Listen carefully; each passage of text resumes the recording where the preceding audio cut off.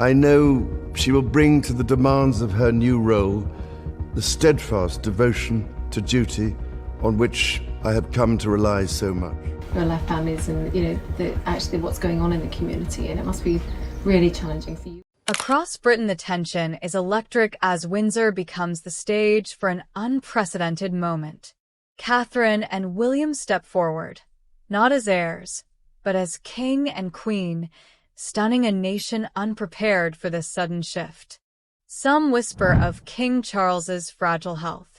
Others point to urgent behind-the-scenes decisions, while a few sense a calculated reset of the crown itself. Crowds gasp, senior royals exchange uneasy glances, and allies watch in disbelief. So, what really forced this moment into history? Stay with us, because what happens next changes everything. When the crown quietly changed hands, the moment did not arrive with trumpets or thunder, but with words that carried weight far beyond the vaulted ceiling of Westminster Abbey. Beneath the same arches where King Charles had been crowned just 2 years earlier, the Archbishop of Canterbury delivered a blessing that many now see as the true turning point of the modern monarchy. His message was simple yet profound. The crown was no longer just an inheritance, but a responsibility moving toward those ready to carry it. Across the kingdom, the meaning landed instantly. Then came the image that sealed the day into history. Princess and, steady and unsentimental, stepped forward as the keeper of royal duty. In her hands was a newly commissioned Queen Consort's crown crafted by Gerard and Company, the royal jeweler tied to the monarchy since 1735. Set with Burmese rubies, sapphires, and diamonds drawn from Queen Elizabeth II private collection, the crown spoke of continuity and earned trust, not spectacle. Palace officials later confirmed 2 versions existed. A heavier crown secured in the Tower of London for major state occasions, and a lighter ceremonial version created for moments exactly like this. Catherine wore the lighter crown only briefly, as the Abbey bells rang out across London. Yet that short moment reshaped how the nation saw her. Observers noted her calm, almost solemn composure. She was not simply accepting a symbol. She was accepting a burden. Within hours, the shift became visible to the public. William and Catherine arrived at Windsor Castle for their first walkabout after the blessing. Now operating not merely as heirs, but as the monarchy's active center, the streets were lined with thousands waving flags and holding flowers, many wearing handmade badges that read, "For the future, William and Catherine." William moved with a mix of restraint and warmth, while Catherine, dressed in a dove-gray coat and wearing the smaller crown, met people with quiet assurance. Children passed her folded notes. An elderly veteran leaned forward to whisper, "God bless the new queen." Her reply was just as telling, "God bless the king." Behind the scenes, palace aides were careful with their words. This, they stressed, was not a regency. It was co-stewardship. King Charles III, now resting under medical supervision at Sandringham, had formally handed over day-to-day royal duties. The authority had shifted, even if the titles had only just caught up. One absence sharpened the moment. Queen Camilla did not attend, choosing to remain at Raymell House for what sources called private reflection. Her decision sparked quiet debate, with one commentator observing that while Westminster marked a new spirit, Windsor revealed who now carried it. Public reaction was swift. Social media surged with hashtags praising Catherine, Princess, and what many called a return to duty-led monarchy. A YouGov poll showed 84% of Britons supported the transition as timely and wise. Catherine's approval ratings climbed to their highest level since 2022. International coverage fixated on a single image, Catherine bowing to Princess, and as the crown was presented. CNN described it as the defining royal image of the decade. As evening settled over Windsor, William paused by the memorial oak dedicated to King Charles III and placed a child's bouquet at its base. Catherine watched closely. In that quiet gesture, loyalty met leadership, and the real twist of the day became clear. The monarchy had not waited for a coronation to change. It had already moved on, and the country was moving with it. So, what do you think sparked this silent transfer of power? Duty, destiny, or a calculated move? And who truly now leads? Stay tuned. The moment the palace axis shifted as William and Catherine offered a final calm wave and turned back toward the castle gates, the public saw confidence, unity, and purpose. To the crowds outside Windsor, it looked like a graceful ending to a historic day. Inside Buckingham Palace, however, the atmosphere was far more unsettled. The images already circling the world, Princess and presenting the Gerard crown to Catherine beneath Westminster's ancient arches, were being studied not as symbols, but as signals. What had appeared ceremonial to the nation felt uncomfortably close to succession within palace walls. At the center of that quiet tension stood Queen Camilla. Official statements said she had stepped back temporarily to support King Charles III as he recovered under medical supervision at Sandringham. Her absence from both the Abbey blessing and the Windsor walkabout was explained as a period of private reflection at Raymell House. Yet few inside the system believed it was that simple. Those close to her circle suggested something deeper was unfolding. History, they said, was being written without her presence. Camilla reportedly watched the service from Raymell. One confidant later shared that she was moved by Princess Anne's words, but shaken by what followed.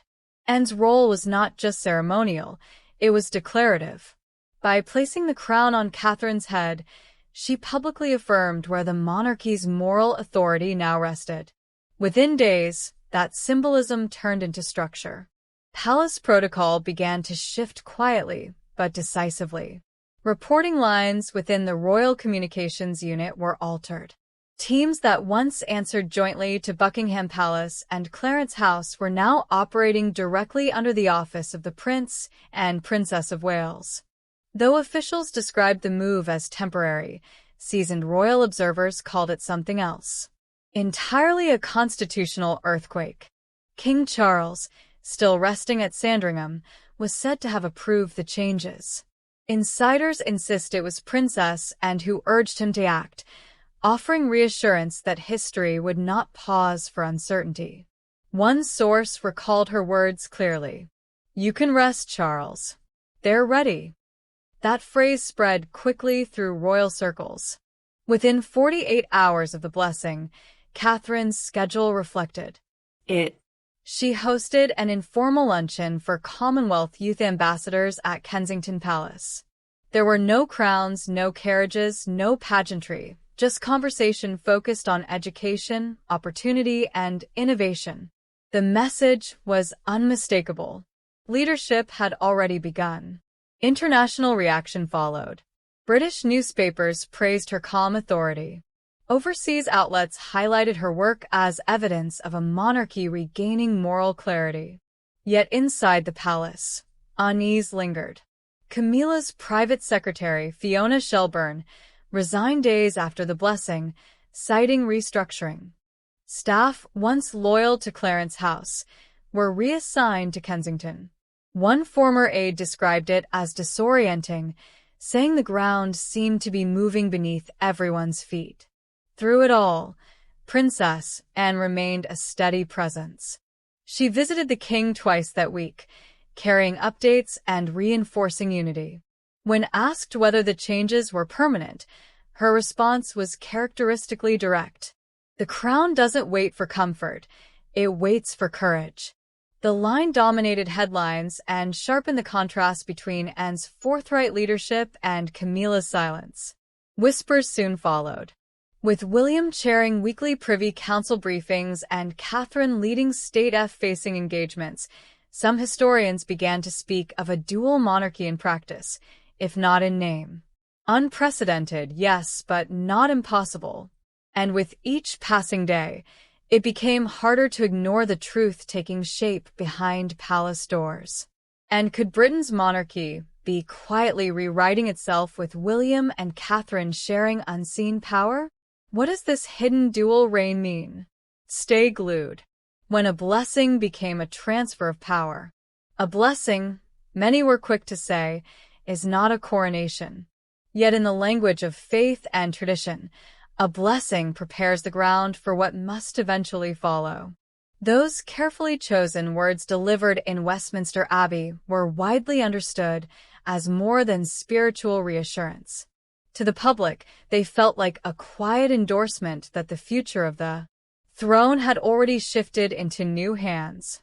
In the days that followed, Catherine seemed to move with a confidence that needed no announcement.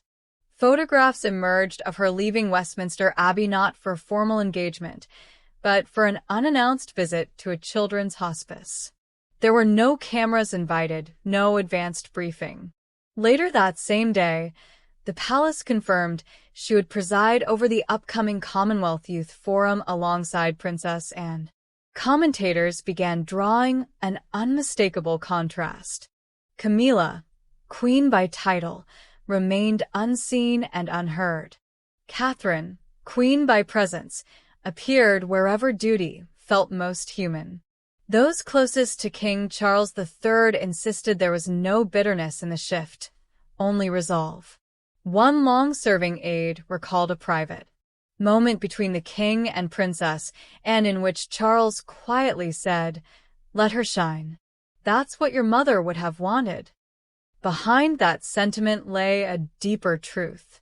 Authority that had once felt delicate and shared was now settling with clarity.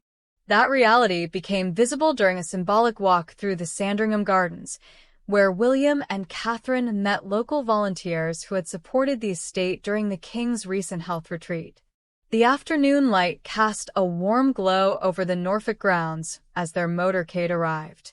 Greeted by gentle applause and the flutter of Union Jack flags, King Charles, resting under medical supervision, did not appear, yet his presence was felt in quieter ways. White roses lined the pathway. Parish bells chimed softly in the distance. This was not a farewell, but stewardship in motion. William and Catherine stepped out together, dressed in understated navy, a deliberate signal of unity and shared purpose. There was no grand coach, no ceremonial flourish, just two figures walking a path once familiar to Queen Elizabeth II. They paused often, acknowledging the crowd with unforced smiles. What began as a courtesy visit quickly became something more. Catherine knelt to speak with an elderly gardener who had tended the grounds for more than 50 years. He offered her a small bouquet of white lilies and murmured prayers for the king. She held his hand and replied gently, "He feels your prayers every day." Nearby, William spoke with young scouts, telling them, "The best service is the kind done when no one's watching." The cameras captured the moment clearly. Neither of them was waiting to rule anymore. They already were.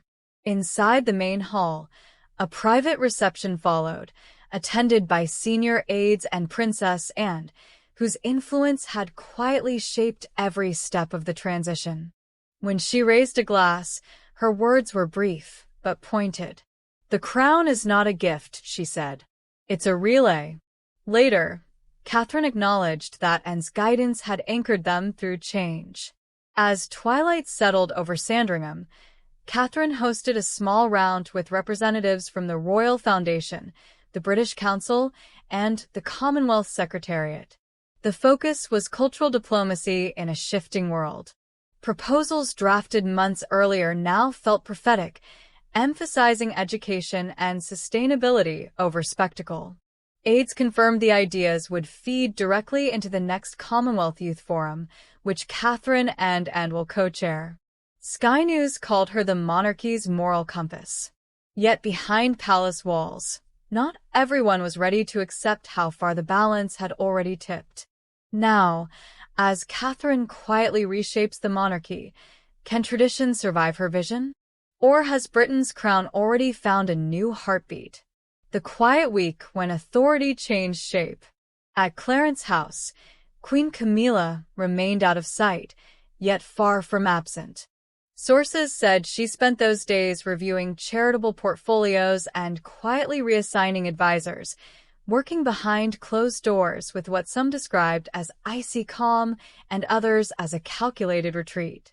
One insider put it more plainly. She felt displaced. This was not how she had imagined the latter chapter of her royal life, watching another woman rise. Not through controversy or ambition, but through years of steady, disciplined service that could not be questioned. While Camilla recalibrated, King Charles III was receiving daily briefings from Princess Anne. Each visit was precise and unsentimental. She brought photographs from the Sandringham walkabout showing William and Catherine greeting volunteers, speaking with children, and listening more than they spoke. The king studied the images carefully. They understand the people. He reportedly said that's what matters now. Shortly afterward, the palace released a single official photograph. William and Catherine walking hand in hand along a garden path framed by roses and the distant chapel. The caption was telling in its restraint, simply continuity and grace. The public response was immediate. European newspapers praised the couple's composure, with Le Figaro describing a new rhythm of royalty, calmer and more sincere. American outlets focused on Catherine, portraying her as a figure reshaping the meaning of the crown. At home, opinion polls reflected the shift. 86% approved of her diplomatic direction, many calling her the bridge between tradition and tomorrow. Yet, beneath the warmth of public support, a quieter reality was taking hold inside palace walls. Palace insiders suggested the king's convalescence could extend far longer than initially expected, effectively placing day-to-day authority in William and Catherine's hands. Official statements carefully avoided the word regency, but the structure spoke for itself. An unspoken pact had formed, protected by Princess and accepted by the king, and sustained by Catherine's steady leadership. For Camilla, that pact meant remaining queen in title while watching symbolic power move elsewhere. Her place remained, but the center had shifted. As William and Catherine departed Sandringham under the fading light, a BBC correspondent captured the mood succinctly. The crown was no longer waiting for time to pass. It had already chosen its moment. Days later, the palace confirmed what many had sensed. Catherine and Princess Anne would co-chair the upcoming Commonwealth Youth Forum in London. Notably, the announcement came from the office of the Prince and Princess of Wales, not Clarence House or Buckingham Palace. Within royal circles, the message was unmistakable. This office was now the monarchy's executive voice for public diplomacy. For Catherine, the appointment carried deeper meaning. It felt like a coronation of values rather than ceremony, the result of years of preparation and restraint. She personally chose the forum's theme, Shared Purpose in a Divided World, drafting it late one evening at Adelaide Cottage before sending it to Anne. The reply came back short and revealing. Perfect. It's what we've needed for years. Together, the two women had become the monarchy's stabilizing axis. And the seasoned guardian of duty. Catherine, the modern architect of connection. Preparations for the forum reflected that philosophy. Catherine pushed for substance over spectacle. Panels on education, youth innovation, and climate resilience replaced grand banquets. Scholars from Ghana, Singapore, and Canada were invited to contribute. Even the Gerard Queen Consort crown became part of the story, with confirmation that its lighter version was crafted from recycled platinum and stones donated by Commonwealth nations, reflecting Catherine's insistence on ethical sourcing. Yet, as her influence expanded, Camilla's withdrawal grew harder to conceal. Several charity appearances were canceled or postponed, and when asked about her attendance at the forum, a palace spokesperson offered only careful words of support. Within royal circles, the meaning was clear, and it was against this fragile backdrop that Prince William, determined to preserve family unity, quietly arranged a private visit to his stepmother. An encounter that would test whether reconciliation could keep pace with a monarchy already moving forward. But how did Catherine's quiet rise render Camilla nearly invisible? And could one private meeting redefine the monarchy's future entirely? Keep watching. The conversation that sealed the future. The private meeting at Ray Mill House unfolded without raised voices or public statements. Yet those close to it later described the atmosphere as heavy with finality. William arrived without ceremony, determined to speak plainly. According to sources familiar with the exchange, he told Camilla that she would always have a place within the family, but that the country was calling for renewal. His words were careful, measured, and unmistakable. Camilla listened, composed, but visibly tired. Her reply came quietly, almost worn by time. Renewal, she said, comes for everyone, and it never asks permission. When fragments of that conversation later surfaced in the Daily Telegraph, they were read not as bitterness, but as a warning shaped by experience. The balance of power had shifted, and there was no path back. While that chapter closed behind palace walls, Catherine continued to look ahead with remarkable clarity. Preparations for the Commonwealth Youth Forum moved swiftly, guided by her insistence that the spotlight belong not to royalty, but to the next generation. She personally commissioned a short opening film, refusing narration from any member of the royal family. Instead, young voices from across the Commonwealth told their own stories, speaking about education, opportunity, and responsibility. The final line, approved word for word by Catherine herself, carried quiet force. Leadership is not about who stands above, but who stands beside. Within hours of its release, the film spread across social media praised for its humility and purpose. Newspapers in Africa and the Caribbean described it as a people's crown moment, evidence of a monarchy finally speaking with rather than to its future. Even King Charles III was said to be deeply moved. Princess and later shared that he had watched the preview privately and sat in silence before speaking. "She understands what I tried to begin," he said softly. "Only now it will endure." Coming from a king known for patience and long vision, the remark carried unusual weight. It suggested not regret, but acceptance that his legacy would be completed through others. By the time official invitations for the Commonwealth Youth Forum were issued, Catherine's role had crossed an invisible line. Diplomatic briefings instructed international ambassadors to address her formally as Her Majesty the Queen Consort Designate, an honorific approved by the Privy Council until a full coronation could take place. Royal commentators called it a quiet crowning, unprecedented in its restraint yet unmistakable in meaning. Without fanfare, without proclamation, Catherine had stepped into a space that could no longer be described as symbolic. Inside palace corridors, aides spoke in lowered tones about how quickly it had all happened. Princess, and ever pragmatic, dismissed the surprise. "History rarely announces itself," she reportedly said. "It just moves forward when the moment arrives." Her partnership with Catherine had become the monarchy's stabilizing force, allowing Charles to rest and William to govern without spectacle. Together, they balanced continuity with change in a way few thought possible. Yet, even as Catherine's influence expanded across diplomacy, youth leadership, and moral authority, the echoes of that meeting at Ray Mill House lingered.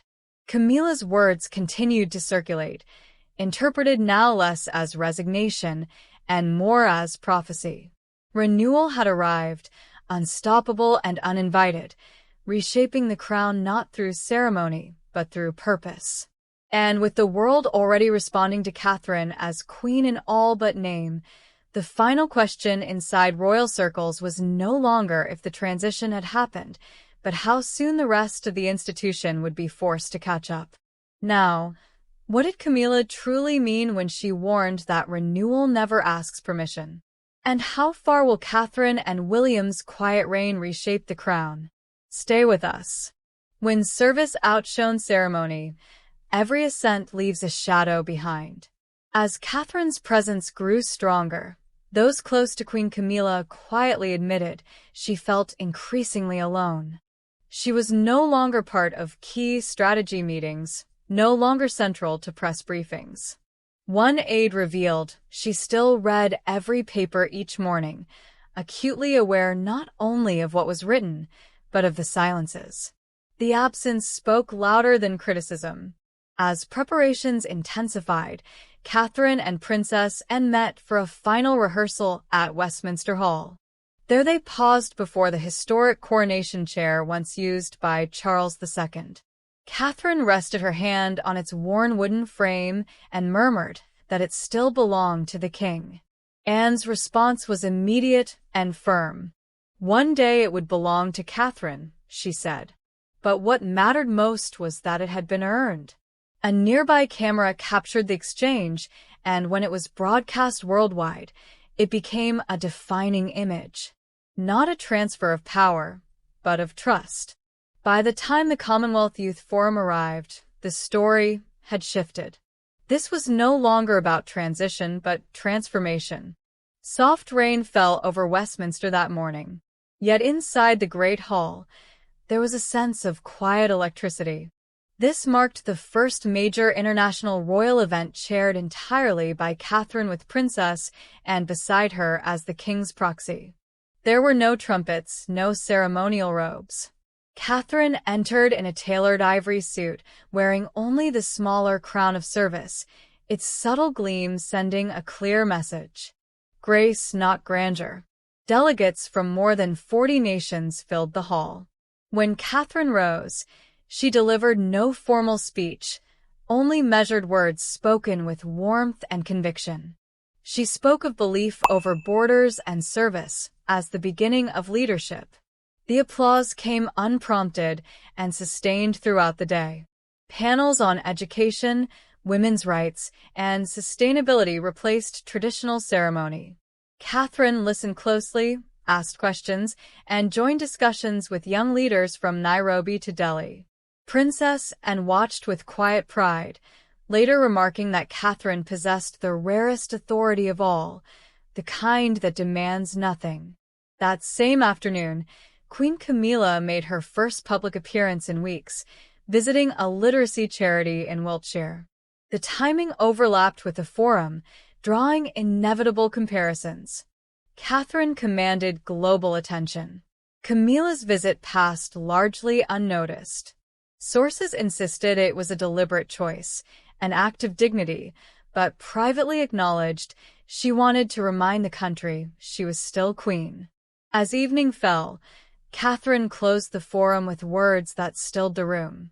"The crown," she said, "exists not to rule, but to remind that compassion is power and humility is strength." The standing ovation lasted nearly 2 minutes. The next morning, headlines were unequivocal. Catherine was leading the Commonwealth forward. Soon after, Kensington Palace released a photograph of Catherine and clasping hands beneath the Commonwealth banner. King Charles, watching from Sandringham, was said to smile through tears. "She isn't replacing anyone," he quietly observed. "She's restoring what was nearly lost." And in that moment, it became clear Catherine had not been crowned, but her reign had already begun. But what if Catherine and William's rise wasn't just tradition renewed, but a quiet revolution reshaping the crown? How far will their reign truly reach? The winter, when the crown let go. Behind the scenes of public unity, another story unfolded in near silence. Queen Camilla spent Christmas away from the spotlight at Ray Mill House, surrounded only by close friends and her son, Tom Parker B.S. She declined the invitation to attend the Abbey service, officially citing health reasons, though those close to her suggested the decision was measured and deliberate. She understood the stage had shifted. One longtime aide put it quietly. She knew the age of her reign was ending, not in title, but in relevance. At Sandringham, King Charles watched the service on television. When Catherine appeared on screen, composed and radiant in restraint, he reportedly turned to Princess and whispered that his mother would have approved. And didn't hesitate. "Then so do I," she replied.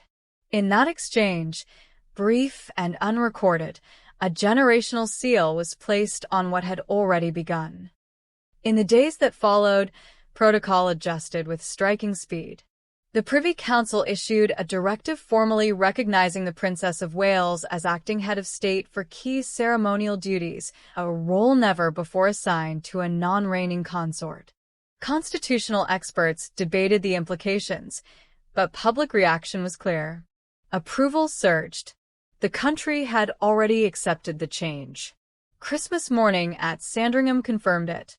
Crowds gathered despite the cold, eager for a glimpse of the family. When William and Catherine emerged with George, Charlotte, and Louis, the cheers were immediate and emotional. This was not distant pageantry. It was closeness. Catherine stopped often, taking flowers and handwritten notes. One elderly woman clasped her hand and whispered that she already carried the crown without needing to wear it. That afternoon, William and Catherine hosted a private luncheon for volunteers, nurses, and military families, replacing the traditional formal banquet once overseen by Camilla. The mood was intimate, grateful, and deeply human. One guest later said it was the monarchy they had hoped for. As evening settled, King Charles delivered a short televised address from Sandringham. His words were gentle but unmistakable. He thanked his family, singling out the Prince and Princess of Wales, praising their devotion and compassion as the living heart of service. Many observers described it as the closest Britain had come to a public abdication in modern times. That night, the family gathered privately at Windsor. William raised a glass beside Catherine and spoke softly of new beginnings earned, not inherited. Even the king smiled, visibly at peace. Snow fell outside, the first white Christmas in years. Far away at Ray Mill, Camilla watched the snowfall from her window, calm and reflective. A friend later said she understood the difference. Her crown had been borrowed from time. Catherine's was built from faith. And as Westminster's bells marked midnight, Britain crossed an invisible line. When morning came, the message was undeniable. The Williams and Catherine era ended the regime. So, what do you think sparked this quiet shift in Britain's monarchy? Calculated strategy, destiny, or a simple act of grace? And how far will Catherine and William's influence truly reach? We'd like to hear your thoughts in the comments. Don't forget to like, share, and subscribe.